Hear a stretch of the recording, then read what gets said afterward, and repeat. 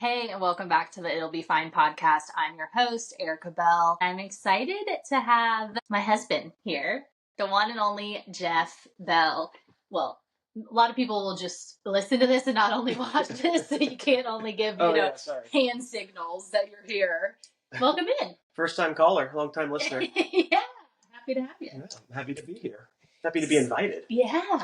Yes, he got a little jealous, I think, last week when I was talking about my upcoming guests, and he voiced that he wanted to be here, so it's kind of a perfect time to talk. We are just getting back from a trip. We just came back from Omaha, Nebraska, which, by the way, we have to scratch that off our map. We do. So we have a map of the world, and it's kind of like one giant lotto ticket that you just scratch off all the places you've been to. So anyways, we had never been to Nebraska.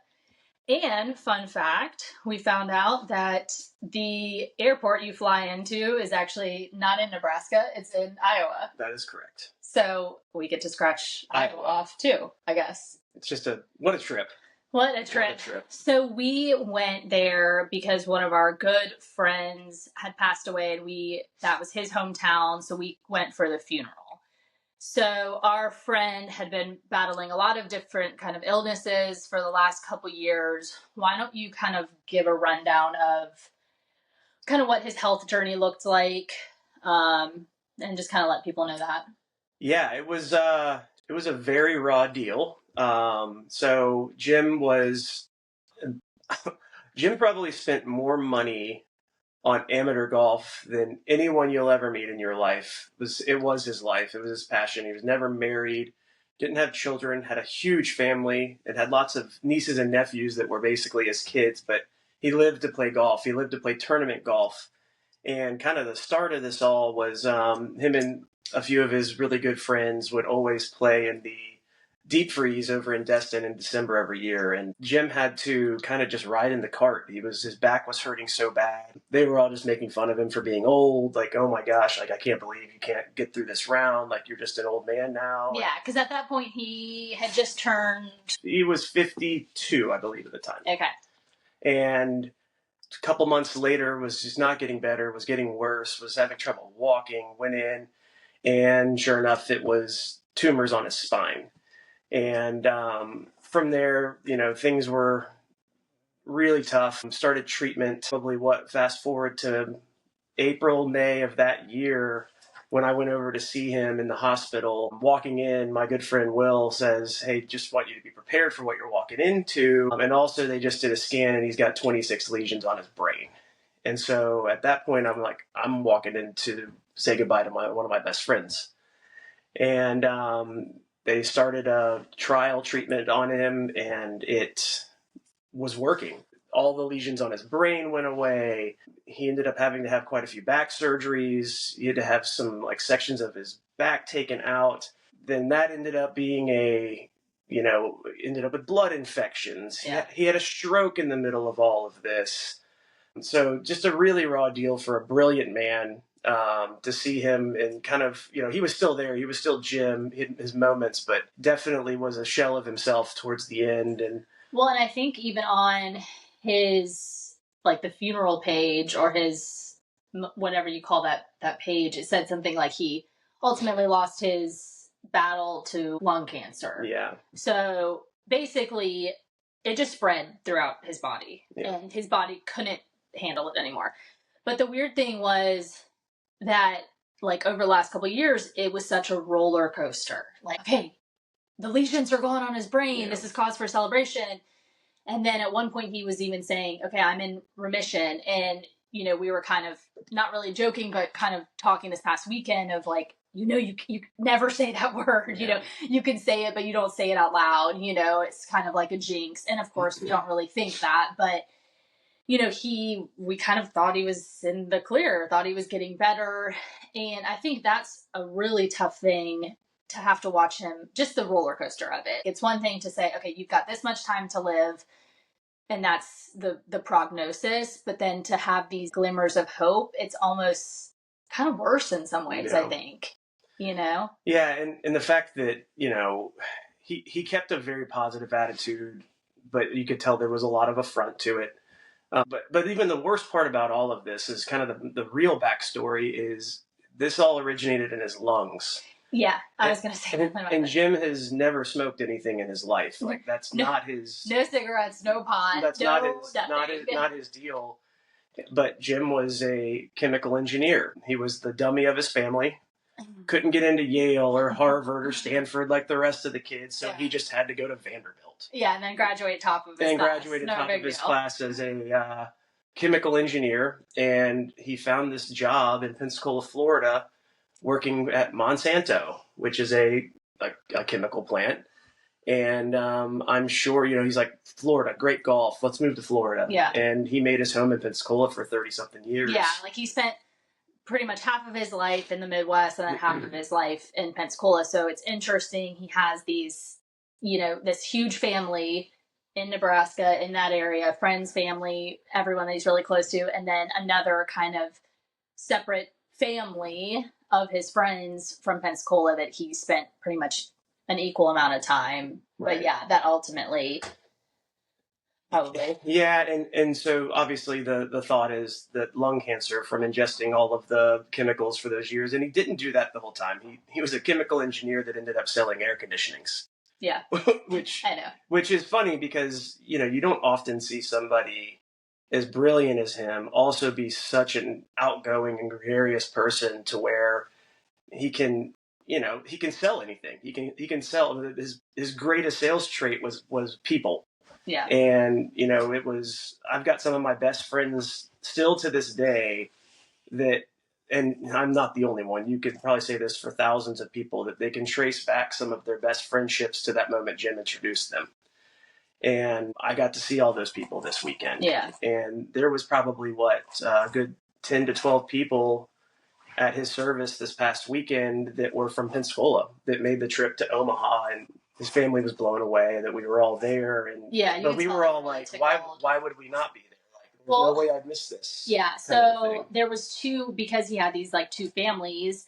There was one celebration of life in Pensacola, and tons and tons. I mean, probably hundreds of people showed up. So we actually, even though we are pretty much from Pensacola, we couldn't make the trip back to Pensacola. But I think it was a blessing in disguise, because I think had we gone to Pensacola, been able to go, I don't know that we would have made the trip to Omaha. Yeah. And I'm so glad that we did. Yeah. I think that was, like I said, all kind of a blessing in disguise. So we go to Omaha, our first time there, which was, we kept just saying it was just so shitty that we waited until he had passed to go there. So, even starting the trip, it kind of makes you start thinking of all these things that like, we should have done it differently, or, and I think coming back from the trip, it just to kind of have a look back on it and kind of break down, that's kind of what we wanted to talk about,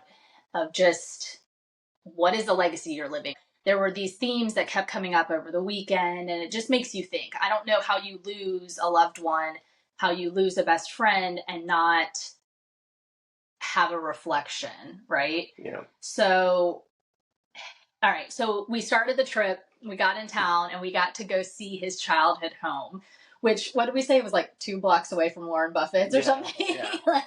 But this gorgeous old neighborhood.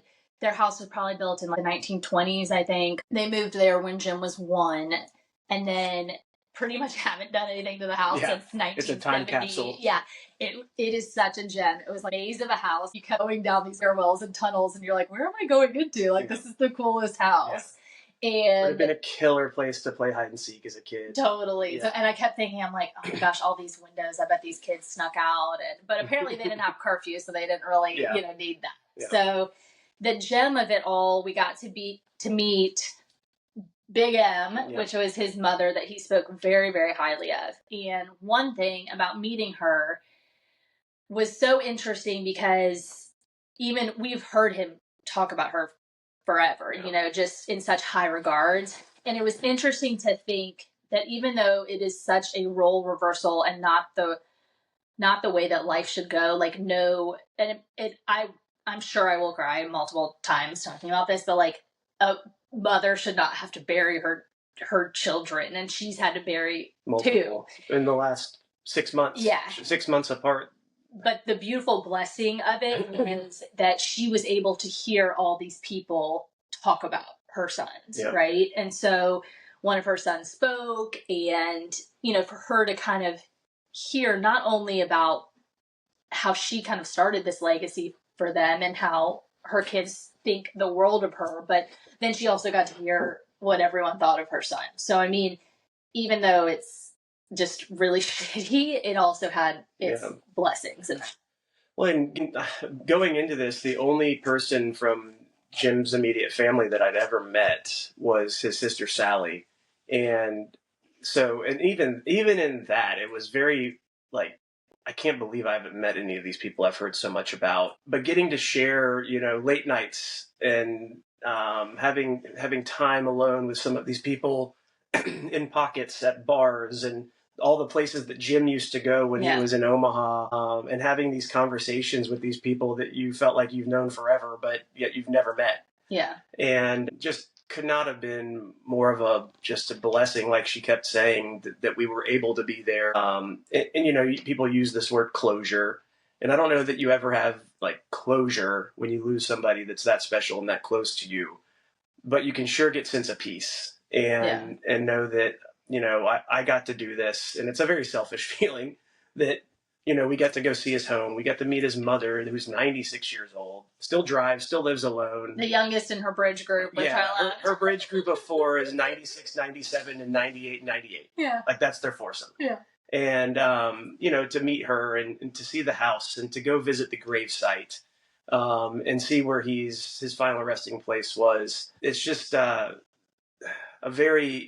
put me at ease coming back from that trip. And then to have all of these people that you're so close with to share that with, to where, we left there and it felt like I was leaving home. It was like, I don't want to leave these people. Yeah, I really grew to like Omaha. Yeah. Like, I didn't know what to expect. I think I just think of Nebraska as, like, the middle of nowhere. But, like, there's something really special about being in the Midwest. I know I said this multiple times, but I think, like, from having family in North Dakota, like, that feeling of being in the Midwest, but yet, so it had that kind of, like, traditional Midwest, like, comfort, but then because there's universities there, it was also kind of hip, like, giving out condoms in bathrooms, that type of, like... I didn't see that part. I saw them in multiple places, which was funny. But then, they have, like, so many historic districts that they've turned into just, like, cool, it was just a cool place. Well, and it's, when you go on trips, like we did this with New York last year, and I'd never really been a big fan of New York, but then we get to go and you get kind of the locals tour. Yeah. And it's so different. So we got to do that. All these places we went were, places he was always frequenting. He would go, special to him. His buddy would pick him up from the airport when he'd go in town, and they'd go straight to this one spot that we got to spend a bunch of time in on Sunday. Yeah. And the bartenders all knew him, and everyone kind of and everyone you said, we're here for Jim's funeral, or Jim passed, and they're just like, you could just see it immediately, like the blood drain from their face. Like, I can't believe he's gone. Yeah. And one person didn't know, and that was like, oh my gosh. But okay, so we start the trip. We go to Big M's and get to see his childhood home, get to just see this intimate childhood side of him, which was really neat. Jim the artist. Yeah. Listen, he really was a really talented artist. You're laughing. Who knew? Who knew? Yeah. It is interesting, too, because, like, even when we saw pictures and you're like, oh, he had the camera around his neck, you're like, I never knew him to be like that. No. And it's not that he ever lost that side of him. It's just either not who we saw or just... Well, you weren't walking in Jim's house and seeing easels up. He wasn't painting. He was, only thing I ever... Full-time golf. Yeah, that was it. The only thing I ever saw Jim draw was a golf ball.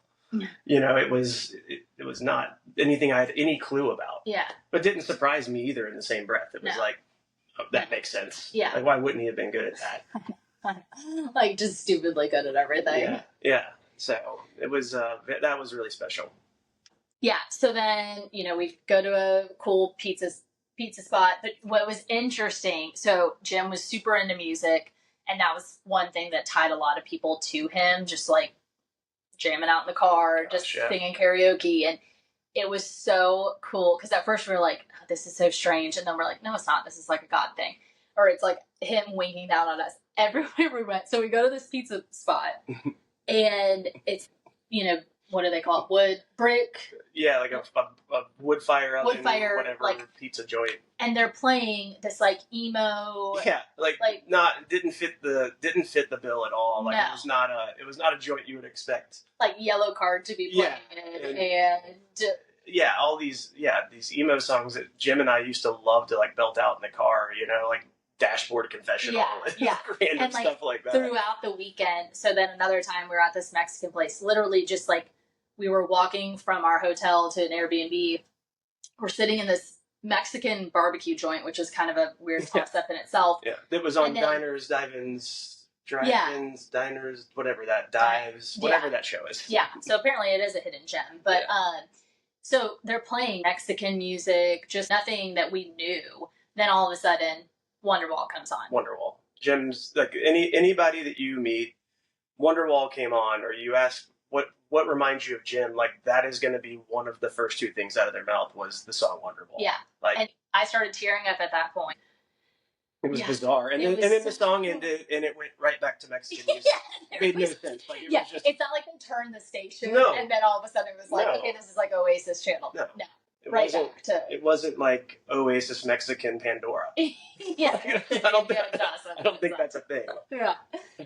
So all throughout the weekend, we kind of had just moments like that. So fast forward, late nights and this, that, and the other. And, there's something you have to have people to grieve with. I think if you don't have that, it's really upsetting. That was one thing that I kind of realized. So our good friend, well, you're closer with him than I am, but Will, Jim was his brother and he doesn't have a wife and kids. And I kind of really felt for him this weekend because our other good friends that were there, they had their spouses, they had their other family to lean on, and to not have that made me feel really sad for him. Yeah.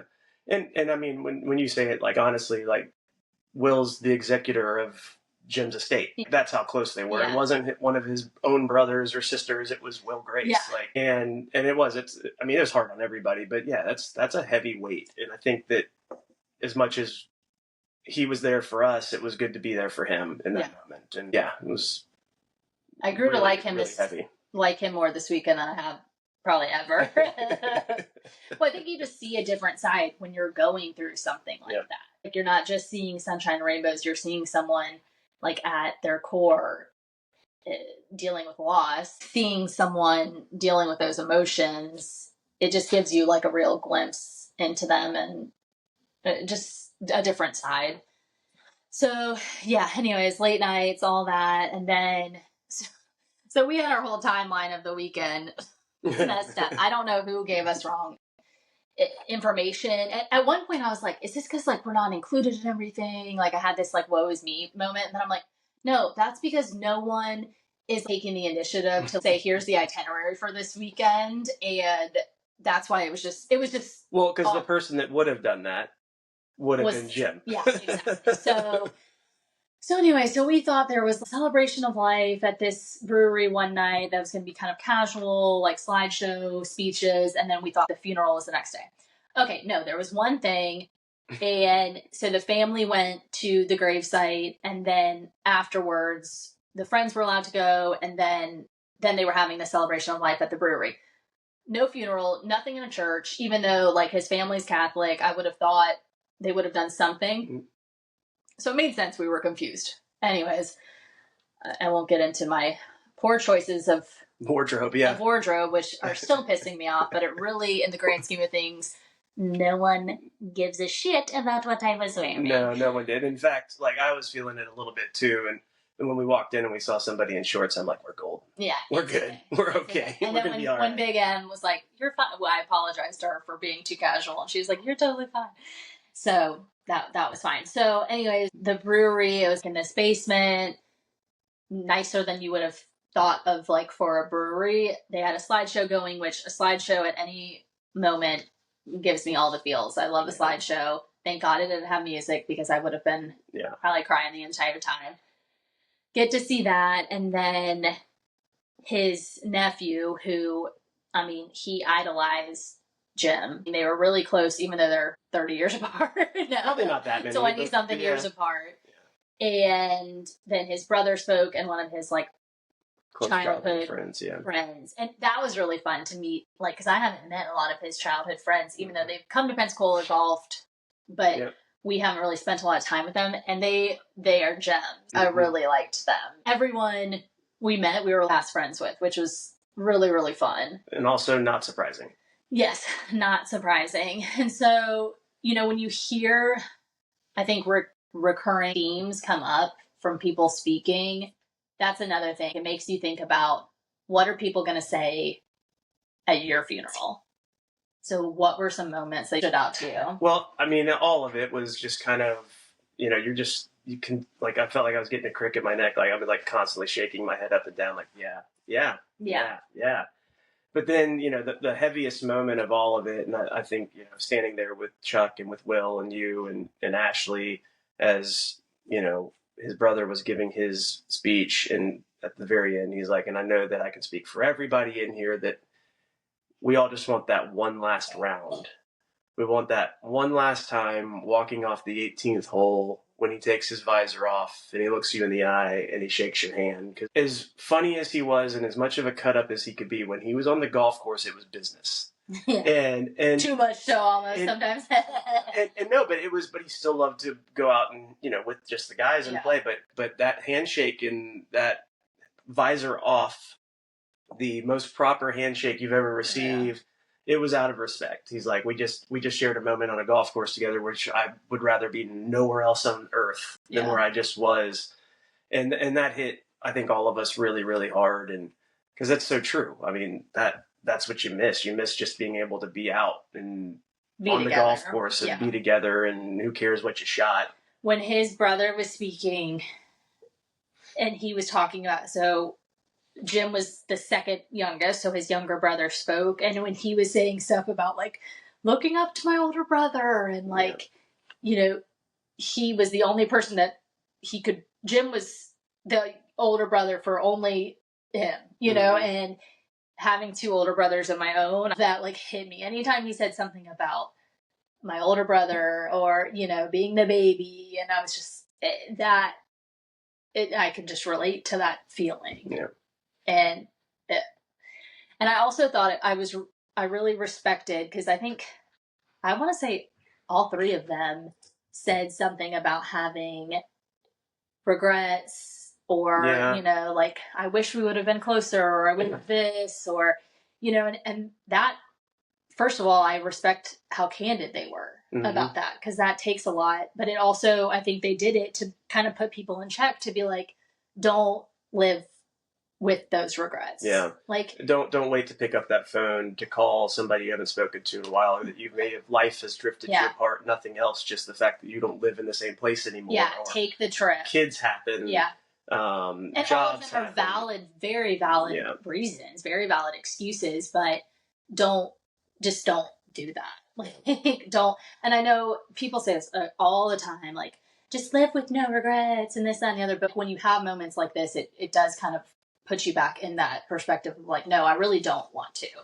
And another thing that his nephew said that I really loved was, life is meant to be spent and not saved. I think we can all do this, whether it's financially or just with your resources or with your time or with whatever. What for? Because you could be 50-something years old and dead. Yeah. Your back hurts, and then all of a sudden it's a death sentence. Yeah. Like, why? How did that happen? Yeah. So if you want to do something, if you want to go see those friends, you want to go take that trip, do it. And if there's something that's, like, really urging you to do those things, to really pursue it. Right. Because, you know, I think about, like, the legacy that we're living, and I said something to my mom, like, about, she said something about spending all her money and not leaving stuff to us, or something like that.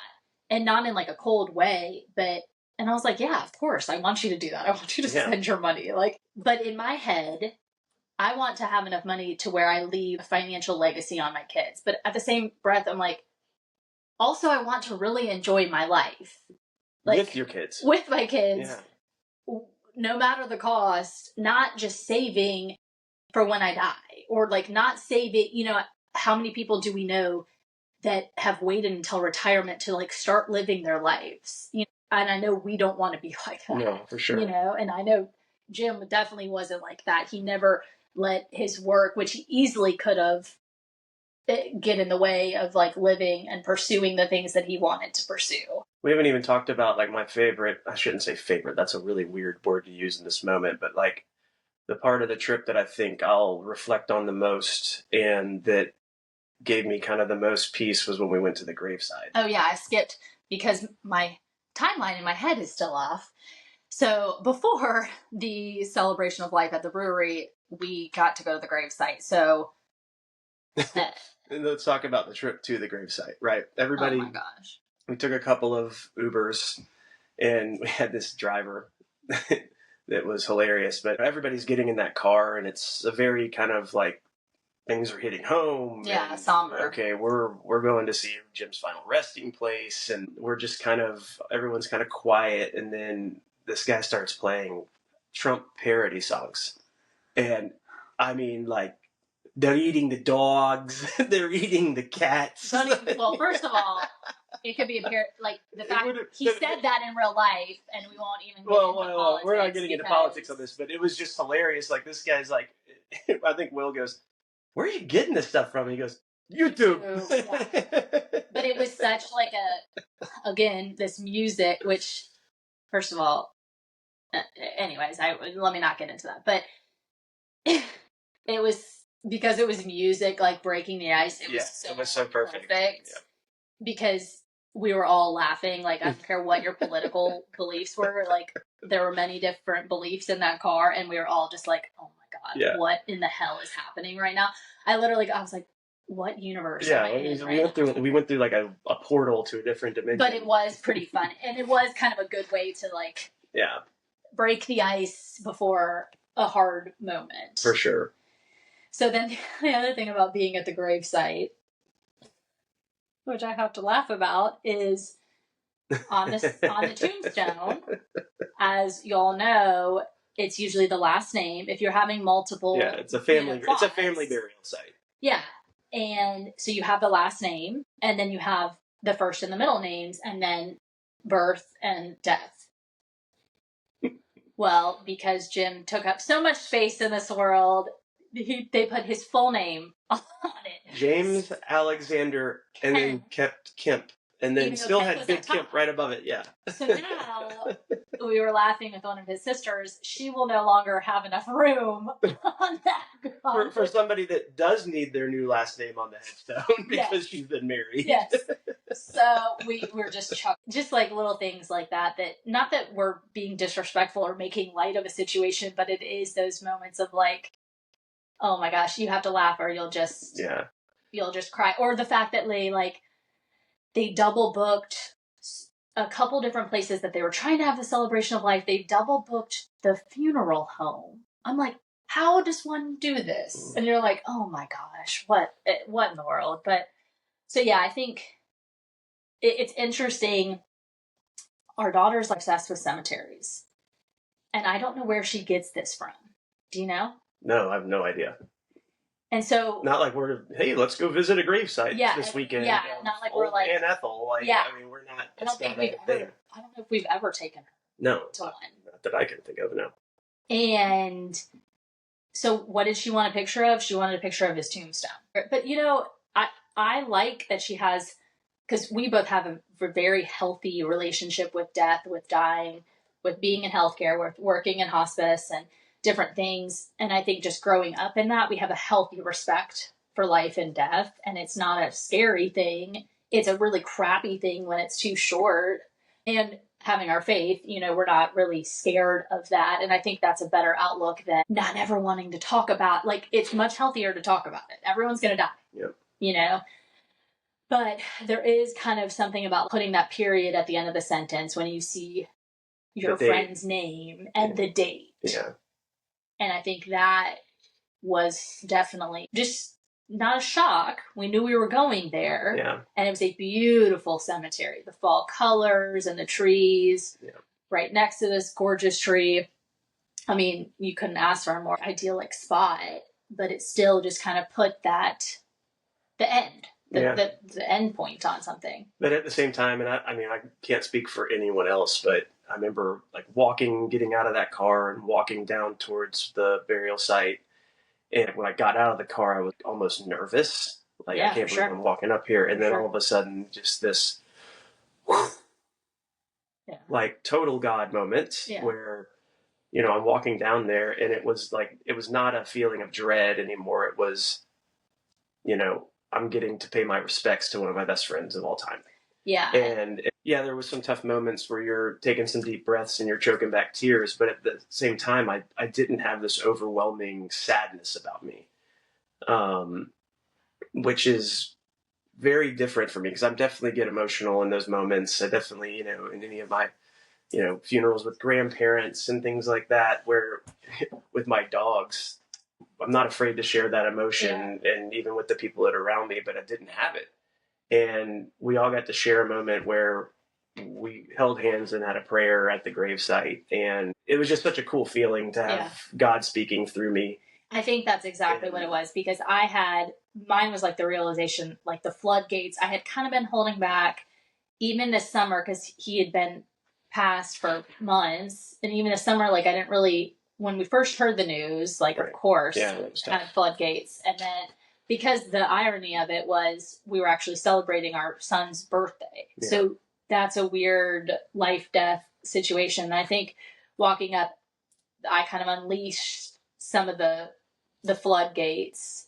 But it was nice that you had that moment, because originally I think someone else was going to say a prayer and no one else could really do it. And to have, like you said, like kind of God speaking through you, what a blessing, because multiple times, like, that was such a beautiful prayer. Thank you for doing that. Thank you for leading us in that. I wish I would have had the forethought to record it or something. But I mean, that's but again, like living your life. Yeah. You know, you go to these sporting events and people aren't watching; they're holding up their phone and recording, and it's like you're not seeing it. You're going to see it later, but you're not going to remember the feeling of what you saw right in that moment. You're right, totally. Right. And I don't need to know the exact words that were said. I need to know the emotion of what I felt in that moment. Yeah. No, absolutely. And the people, I'll remember the people I was surrounded by. I'll remember the hands I was holding. I'll remember the feeling, the levity of it too, and saying some funny moments about Jim and having some chuckles in the middle of it all in that really heavy moment. And so that to me was probably the most,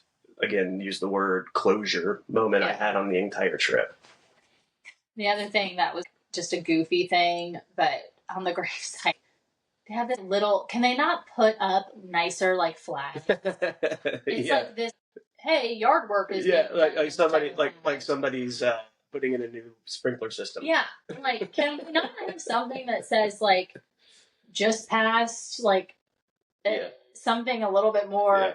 But even his sister was talking about when they got to the gravesite, and the person working there is, like, in shorts, Crocs, his, like, I don't know, I can't remember what kind of t-shirt, but, like, butt crack hanging out. You know, they were just laughing of, like, okay, of course. But it's kind of nice to have those moments of, like, break the ice in some way so that we're not totally falling apart. You know, the running joke, everybody knows it that's ever met Jim. Like, Jim will meet a stranger, and within the first couple of minutes, he's going to know your mom and dad's name and where you went to high school. Mm-hmm. You could be from middle of nowhere, Madagascar, and he's still going to ask you where you went to high school, even though he's going to have no clue about where it is. Which I don't understand even that question too, because it's not like he was only a high school grad. No, it's not like he asked people, but like that's how much he wanted to relate. Yeah, he wanted people to think, not think, but he wanted people to know that he's trying to make this very personal. Yeah. But so at the gravesite with the family, obviously I heard this secondhand, but when they finished the prayer and Sally leaned in and said, "God, where'd you go to high school?" I can only imagine how funny that would be, and like in the middle of fighting tears back, and just that immediate emotion of laughter, because it's real. Yeah. And that was one thing that he, again, thinking about the legacy, thinking about what people are going to say about you. So not only did I have things that hit home that people kept saying about him, but then also about his mother. So like I said to you, I hope my kids speak as highly about me as her kids spoke. All 6 of her kids? Six? Well, 5. Five. They're still living. Yeah. But that all of her kids spoke about her. I'm like, I only have 2, but I hope they speak. Like, that to me means something of like being a good mother, being a good person. And the things that kept coming up with him, he's such a good connector of people and he's so personal.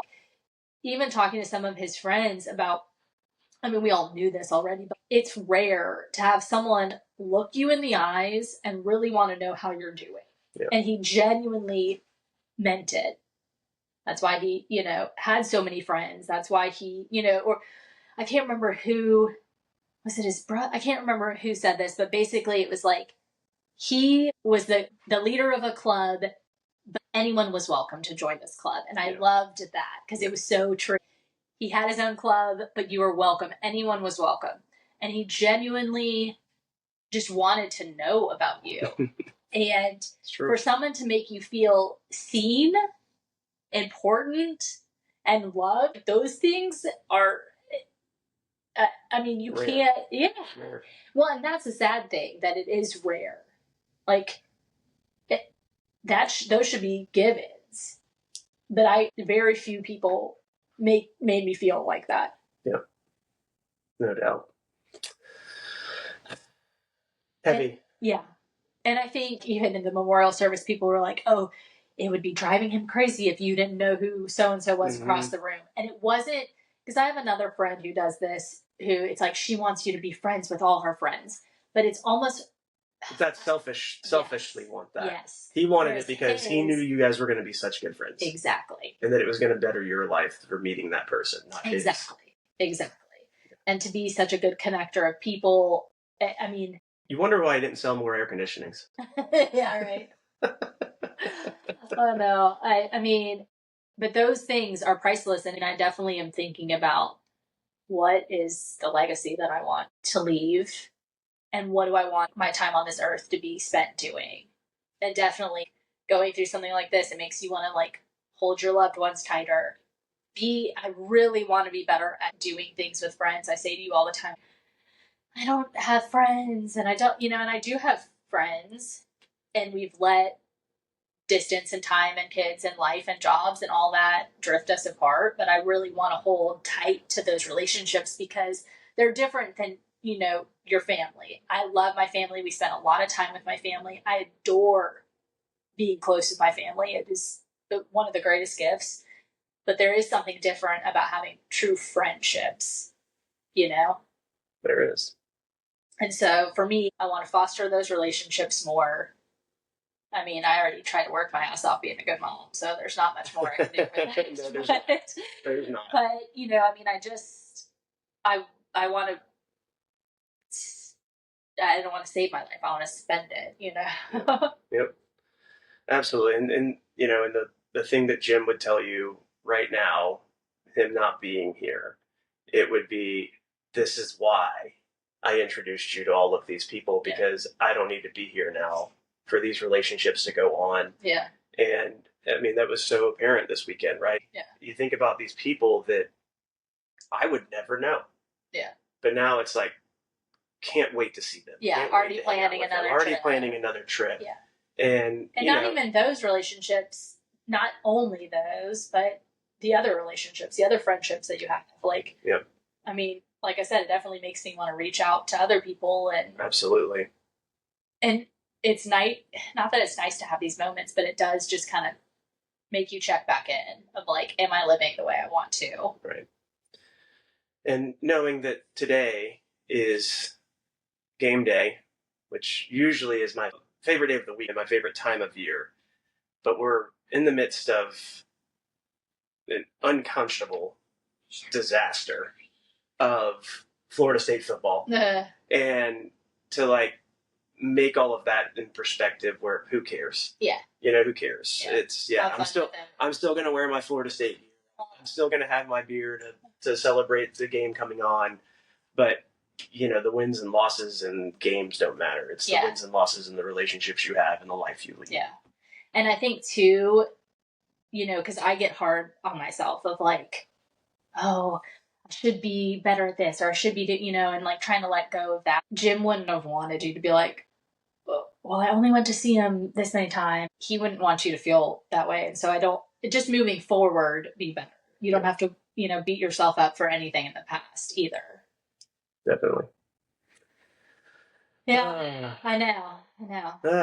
But it's like I want it to stick with me though. Yeah, no, I'm glad. I'm glad we did this. I'm glad we recapped. Yeah, and I don't want those feelings to go away because I want to live my life intentionally the way we want to. Yeah. Here. So, love you. Love you. Thanks for being on the pod. Glad to be here. Good. We'll do it again. We'll have you back. We'll do it again with maybe a slightly lighter topic. Okay. So what's the takeaway? Let's see. It'll be fine. Because life goes on. Life goes on. You have friends and family to support you. Foster those relationships. I mean, that's the biggest thing. I mean, think about your legacy and what you want that to be. It'll be fine because you have friends. Yeah. And if you need some friends, we're available. We are. All right. Thanks for being here. Appreciate it. Yep, that was fun.